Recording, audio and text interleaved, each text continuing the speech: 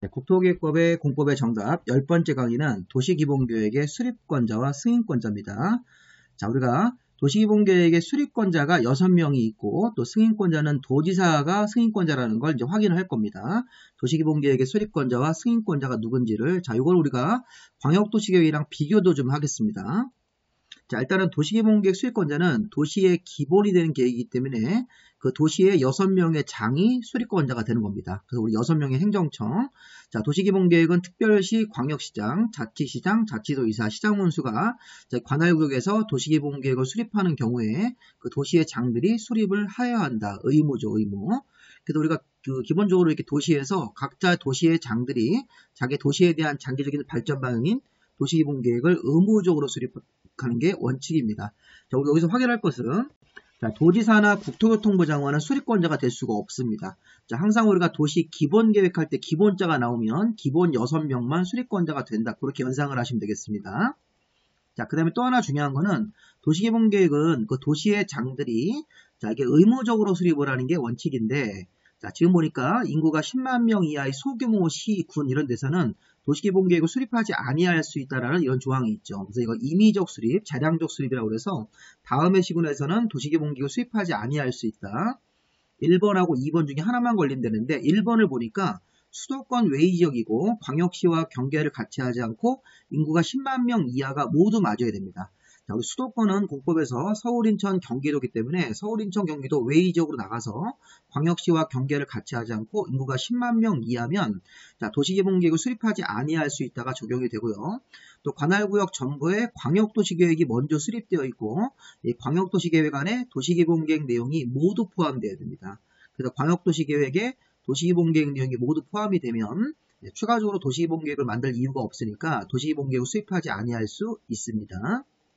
자, 근데 기본계획의 승인권자는 시장군수가 수립한 경우에만 도지사 승인이죠. 자, 이때 주의사항이 특별광역시, 자치시와 자치도가 수립한 경우에는 자, 국토부 장관한테 승인 같은 거 받는 경우가 없습니다. 수립권자 6명 중에서 기초지방자치단체인 시장군수가 수립한 경우에는 자기 상급자인 도지사한테 승인을 받고 특별광역자치시와 자치도는 광역지방자치단체이기 때문에 자기가 수립을 해서 자, 승인 없이 자기 자신이 그냥 확정을 하게도 되어 있습니다. 그러니까 특별광역 자치시와 자치도는 수립한 경우에 국토부 장관한테 승인을 신청한다 이런 식으로 시험 문제 냈으니까 틀린 지문이 되겠습니다. 시장군수반 도지사한테 승인을 받아야 되겠죠. 자, 우리 여기서 이제 우리가 앞에서 배웠던 광역도시계획하고 도시기본계획을 비교해보면 도시기본계획은 굉장히 간단하죠. 자, 이 6명의 수립권자가 자기 도시 관할구역 안에서 수립을 하여야 한다. 자, 물론 수립하지 아니할 수 있는 그런 것도 있었지만 일단 수립권자 관청은 6명이 수립하고 자, 밑줄을 친 시장군수만 도지사한테 승인을 받고 자, 여기 앞에 줄이 안 쳐져 있는 그런 관청은 승인권자가 없는 겁니다. 승인청하지 않기 때문에. 반면에 우리가 이제 광역도시계획할 때는 자, 광역도시계획은 시장군수 공동수립, 시도지사 공동수립 이게 원칙이죠. 자, 광역계획권의 위치가 같은 도 안에 있을 때는 시장군수 공동수립 그래서 도지사한테 승인 신청 그 다음에 광역계획권이 2개 이상 시도에 걸치면 시도지사가 공동수립해서 국토부장한테 승인 신청을 내야 됩니다. 자, 우리 시장군수가 공동수립해서 광역계획권 지정일로부터 3년 내 승인 신청을 안 하면 3년 지난 다음에 도지사가 직접 수립하는 경우도 있었고 그 다음에 광역계획권 지정일로부터 3년 안에 시도지사가 공동수립해서 국토부장한테 승인 신청을 안 하면 국토부 장관이 직접 수립하는 경우도 있었죠. 3년 내 승인 신청 안 하면 3년 지난 다음에 도지사나 국토부 장관이 직접 수립하는 경우도 있었습니다. 그리고 시장군수가 요청을 해서 자, 도지사와 시장군수 공동수립도 있었고 또 시도지사가 요청을 해서 국토부 장관하고 시도지사가 공동수립하는 경우도 있었습니다. 그리고 또 추가적으로 시장군수가 요청을 해서 시장군수는 빠지고 도지사가 단독으로 수립하는 경우도 있었기 때문에 7가지로 나눠서 광역도시계획을 정리하시고 광역도시계획은 요 1번하고 2번의 밑줄 친 부분만 승인 신청을 하고 요 3, 4, 5, 6 나머지 7번까지는 승인 신청 제도가 없습니다.